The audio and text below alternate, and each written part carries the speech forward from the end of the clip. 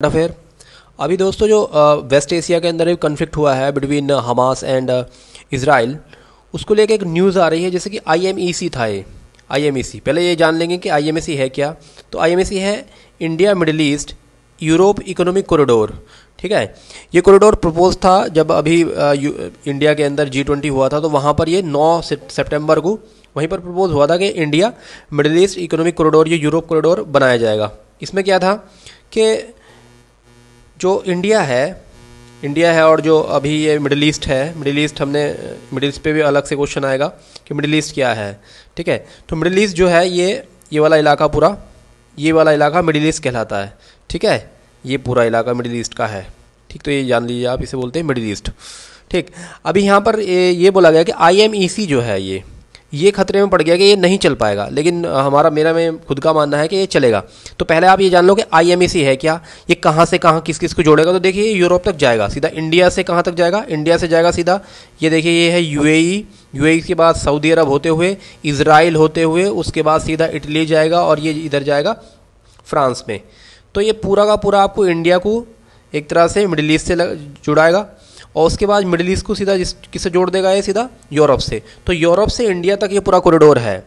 बोल रहे हैं कि ये कॉरिडोर जो है अभी मतलब ख़त्म हो सकता है ये, क्योंकि इसमें इजराइल भी था, इसके अंदर सऊदी अरब भी था। अब सऊदी अरब और इजराइल में आपस में एक तरह से उतनी अच्छी बात नहीं है, लेकिन मुझे लगता है ये इस पर कुछ असर पड़ेगा नहीं इसका, ये मामला कुछ दिन बाद खत्म हो जाएगा और ये चलता रहेगा। तो आपके लिए बस जरूरत है ये कि इंडिया आईएमईसी है क्या चीज़, इसका फुल फॉर्म, ये कहाँ से कहाँ तक जाएगा, कौन कौन सी कंट्री इसमें इन्वॉल्व है। ठीक है, तो ये पूरा का पूरा नक्शा जो है अब ये आप अपने दिमाग में रख लो, इस पर क्वेश्चन आएगा जरूर, या तो फुल फॉर्म पूछेगा या ये पूछेगा इसमें कौन कौन सी कंट्री इन्वॉल्व है आईएमईसी। अब देखते हैं इसमें जो ये है, अभी जो मीटिंग हो रही है ये बहुत इंपॉर्टेंट है। G20 की मीटिंग चल रही है अभी। G20 जितने भी फाइनेंस ऑफिसर्स हैं और जो सेंट्रल बैंक के मिनिस्टर वो हैं गवर्नर, उनकी मीटिंग चल रही है। ये याद रखना कि G20 के फाइनेंस मिनिस्टर्स की मीटिंग कहाँ हुई है, कभी इंडिया ही लगा दो, इसमें जो है यहीं पर गड़बड़ होगी। ये हो रही मार्कस में, मोरक्को में। ठीक है, तो ये याद रखना है कहाँ पर हो रही है, मोरक्को में हो रही है G20 की मीटिंग। ठीक, और वहाँ पर ये बवाल हुआ, मतलब ये बात आई थी कि ये आईएमईसी चलेगा या नहीं चलेगा। ठीक है, अब देखो G20 पे अलग से और भी कई सारे सवाल हैं। सवाल इस पे क्वेश्चन ये भी आता है कि G20 पे कौन कौन सी कंट्रीज़ हैं। तो आपको ये भी याद रख लेना कि G20 पे कौन कौन सी कंट्रीज़ हैं। इस पे 2020 में यूपीएससी प्री में सवाल आया था। ये देखिए ये सवाल है, which of the following countries are 4 countries, कौन सी इनमें से हैं, कुछ इस तरह सवाल पूछेगा आपसे। तो G20 कंट्रीज आप किस तरह से याद रखोगे, ये याद रख लो इसमें कि जैसे इंडिया तो है ही नॉर्मली, अभी जो कंट्री हैं वो तो है ही, बड़ी बड़ी कंट्री आपको याद रहेंगी आराम से, जैसे कि कनाडा हो गया, ये हो गया, यूरोपियन यूनियन भी आपको याद है, जर्मनी फ्रांस हो जाएगा, तुर्की ये छोटा कंट्री है, इटली भी हल्का हल्का याद रह जाएगा आपको, रसिया याद हो जाएगा आपको, चाइना भी याद रह जाएगा। ठीक है, जो छोटी छोटी कंट्री हैं, जैसे कि आप देखिए मिडिल ईस्ट में, यहाँ पर देखिए मिडिल ईस्ट की केवल एक कंट्री है इसके अंदर, सऊदी अरेबिया। ठीक है, तो ये याद रखना है। इस तरह भाई यहाँ पर ब्राज़ील और इजराइल, ब्राज़ील और अर्जेंटीना, ये याद रखना है। मैक्सिको याद रखना, छोटी कंट्रीज़। ठीक है, साउथ अफ्रीका याद रखना, साउथ अफ्रीका नॉर्मली याद रहेगा। इंडोनेशिया, ऑस्ट्रेलिया नॉर्मली याद रहेगा, इंडोनेशिया और कोरिया। ठीक है, इस तरह की कंट्रीज़ आपको याद रखनी जो थोड़ी जिनका आपको लगे नहीं है। जैसे कि देखो यूएई इसमें नहीं है, बड़ी अच्छी कंट्री है मतलब, लेकिन वो नहीं है, केवल सऊदी अरब है वहाँ से, मिडिल ईस्ट से केवल सऊदी अरब है। तो ये आपको याद रखना, इस पे ही क्वेश्चन था डायरेक्ट, और यही क्वेश्चन जो है दोबारा आ सकता है। ये देखिए इसमें आ रखा है कौन सी 4 कंट्रीज़ हैं। तो ये 2020 का क्वेश्चन है, यूपीएससी का आईएएस प्री का क्वेश्चन है। ये अब पीसीएस प्री में और एग्जाम में आ जाएगा, तो आपको चौकन्ने रहना है कि या तो यही क्वेश्चन उठा कर रख देगा, या आईएएस में भी अलग से क्वेश्चन पूछेगा दूसरा, या फिर ये। तो इसकी सारी ही चीज़ें आपको याद रखनी है। ठीक है, G20 के सारी कंट्रीज आपको याद रखनी है। इसमें अभी नई कंट्री जुड़ गई है इसके अंदर, वो कौन सी कंट्री क्या पूरा एक ग्रुप जुड़ा है अफ्रीकन यूनियन का, तो उस पर भी सवाल आएगा। अभी इन्होंने एक रिपोर्ट जारी की है, ये रिपोर्ट बहुत इंपॉर्टेंट है।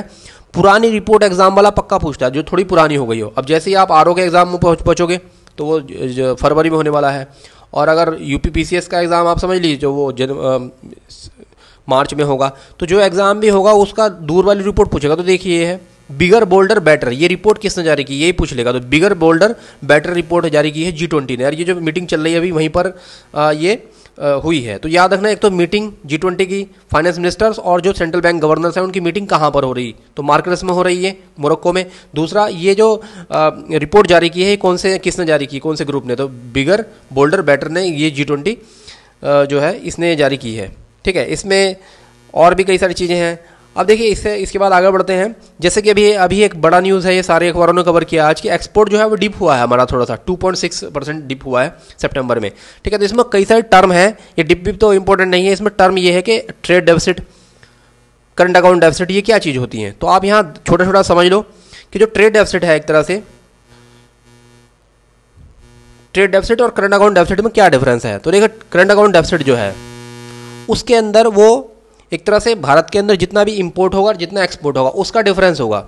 अब इसमें एक्सपोर्ट या इंपोर्ट के अंदर वो सारी चीज़ें आएंगी, जैसे इसमें गुड्स भी आएंगे और सर्विसेज भी आएंगी। जब हम करंट अकाउंट डेफिसिट की बात करेंगे तो इसमें गुड्स भी आएंगे और सर्विसेज भी आएंगी। तो करंट अकाउंट डेफिसिट का मतलब है गुड्स और सर्विस दोनों का मिला के जो अंतर होगा, मतलब जितना आपने एक्सपोर्ट किया और जितना इंपोर्ट किया उसका जो अंतर है वो होगा करंट अकाउंट डेफिसिट। ठीक है, अगर आपने ज़्यादा एक्सपोर्ट कर दिया, दोनों ही मिला के ज़्यादा एक्सपोर्ट कर दिया कम इंपोर्ट किया, तो आप फायदे में होगे, तो सरप्लस में चले जाओगे, डेफिसिट होगा नहीं। लेकिन अगर आपका एक्सपोर्ट कम है और इंपोर्ट ज़्यादा है तो उस कंडीशन में आपको करंट अकाउंट डेफिसिट हो जाएगा। लेकिन trade deficit current account deficit से कैसा डिफरेंस है। ट्रेड डेफिसिट के अंदर ओनली गुड्स आती हैं, तो इसके अंदर केवल गुड्स आएंगी, मतलब आपने कितनी गुड्स बेची और कितनी खरीदी, उनका जो डिफरेंस होगा वो होगा ट्रेड डेफिसिट। मतलब अगर आप ज़्यादा गुड्स खरीद रहे हो, कम बेच रहे हो, तो इसका मतलब ये है तब ट्रेड डेफिसिट की कंडीशन आएगी। तो इसका मतलब ये है कैड जो है वो सर्विसेज और गुड्स दोनों को कवर करता है, जबकि ट्रेड डेफिसिट जो है वो केवल और केवल सर्विसेज को केवल और केवल वो गुड्स को कवर करता है, सर्विसेज इसके अंदर नहीं होती हैं, इसमें काउंट नहीं होती। तो ये याद रखना है इसके अंदर। इसके बाद कल हम बात कर रहे थे कि जो ग्लोबल हंगर इंडेक्स आया उसमें काफ़ी बवाल हो गया, तो एक दो चीज़ और याद रखना। इसमें एक तो पोजीशन पिछली कल ही पूरी हो गई हैं। इसमें इसका जो इंडेक्स बनता है चाइल्ड मोर्टेलिटी, वेस्टिंग, स्टंटिंग और अंडर नरिशमेंट, ठीक है, इसमें सबसे ज़्यादा पोजीशन भारत की खराब है, 18.7% के आसपास जो है बच्चे इसमें। इस पर भी अभी बवाल आया कि पहले ये देख लो कि जीएचआई जो है वो कितना उसमें वेटेज है। आईएएस में जरूर आ सकता है और पीसीएस में भी डायरेक्ट इसमें सवाल ऐसे ही आएगा। ठीक है, पूछेगा कि जीएचआई कैसे बनता है। ठीक है, तो यहाँ पर देखिए 1/6 स्टैंडिंग वेस्टिंग है, लेकिन 1/3 और 1/3 जो है वो अंडर नरिशमेंट और इसकी हिस्सेदारी है, इसीलिए शायद हमारी कंडीशन ज़्यादा बुरी दिखाई दी इसमें, क्योंकि 1/3 है अंडर नरिशमेंट। ठीक है, इसमें हमारी पोजीशन खराब है। तो ये तीनों चीज़ें याद रखनी, किसका किसका वेटेज, कितना वेटेज है, और नॉर्मल क्वेश्चन है तो सीधा ये आएगा। इसके अलावा देखिए जो हंगर की कंडीशन है भारत के अंदर, मेथोलॉजी को लेकर मैं कल भी बात कर रहा था कि बहुत ही खराब है। इसमें एक दो चीज़ और है कि हम लोग इसमें जान लें कि हमारी जो हंगर की पोजीशन कंडीशन है उसको लेकर सरकार क्या कर रही थी। जैसे यहाँ पर देखिए ये है नेशनल फूड सिक्योरिटी एक्ट 2013, इस पर कई बार सवाल आया है, आईएएस मेंस में सवाल आया है, पीसीएस मेंस में सवाल आया है, इवन अब प्री में भी सवाल आया है, अभी पीसीएस 2019 में सवाल आया था। तो इस पर याद रख लो कि नेशनल फूड सिक्योरिटी एक्ट जो है ये किस तरह का है, इसमें क्या क्या होता है, तो इसके अंदर क्या क्या है। अब देखिए सवाल ये था इसमें। इसके अलावा जो हंगर को खत्म करने के लिए प्रधानमंत्री जीकेवाई, मैंने कल बताया था, पीएम जीकेवाई, गरीब कल्याण अन्न योजना चला रखी है सरकार ने। अब ये सारे के सारे जैसे फूड सिक्योरिटी एक्ट हो गया और ये और कई सारी स्कीम है जैसे कि अंत्योदय अन्न योजना, ये सारी मिक्स करके गरीब कल्याण अन्न योजना के अंदर ही इन्होंने कर दी है। ठीक है, अब देखिए यहाँ पर इसमें जो फूड सिक्योरिटी एक्ट है इसके बारे में पूछता है क्या क्या है। तो ये नेशनल फूड सिक्योरिटी एक्ट जो है 2013 का, ये किस किस चीज़ को कवर करता है। तो देखिए ये लगभग जैसे यहाँ पर इसमें क्वेश्चन ही है, ये देखिए ये क्वेश्चन आ रखा है 2019 में, पीसीएस 2019 का क्वेश्चन है ये, 2019 का क्वेश्चन।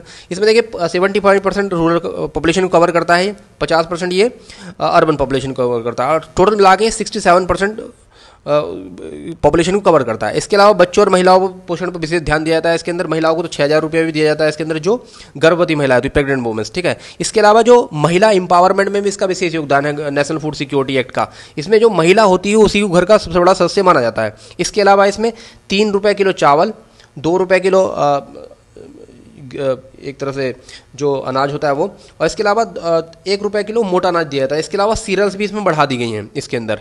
तो एक तरह से ये लगभग 5 किलो पर पर्सन के हिसाब से 25 किलो अनाज पर फैमिली को दिया जाता है इसमें। तो ये सारे ही आंकड़े आपको इसमें याद रखने हैं। मेंस में भी सवाल आएगा, मेंस में शायद पिछली बार सवाल था, आईएएस मेंस में 2022 में, और पीसीएस 2018 के मेंस जो था उसके अंदर इसमें डायरेक्ट सवाल था। तो ये पूरा का पूरा, और ये प्री में भी सवाल आएगा, तो इस तरह से इसे याद रखना है।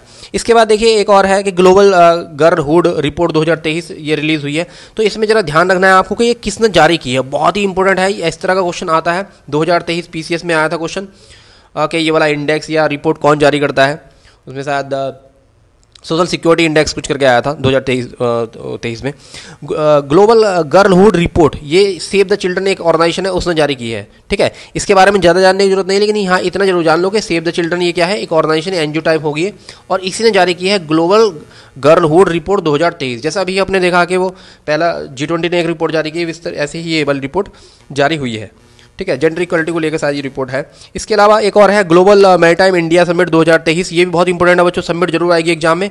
तो मुंबई में ये हुई है summit, global maritime India summit 2023। Summit बहुत सारी हो गई हैं, जैसे कल मैं BRI की बात कर रहा था, BRI कहाँ पर हो रही, ये बीजिंग में हो रही है। ऐसी जो आयुर्वेदिक सम्मेलन है वो कहाँ पर होगा, तिरुवनंतपुरम में होगा। इस तरह की जो मीटिंग है ये याद रखनी है पूरी की पूरी। ठीक, अभी G20 का मीट चल रहा है फाइनेंस मिनिस्टर का, कहाँ पर, वो मर्करिस में।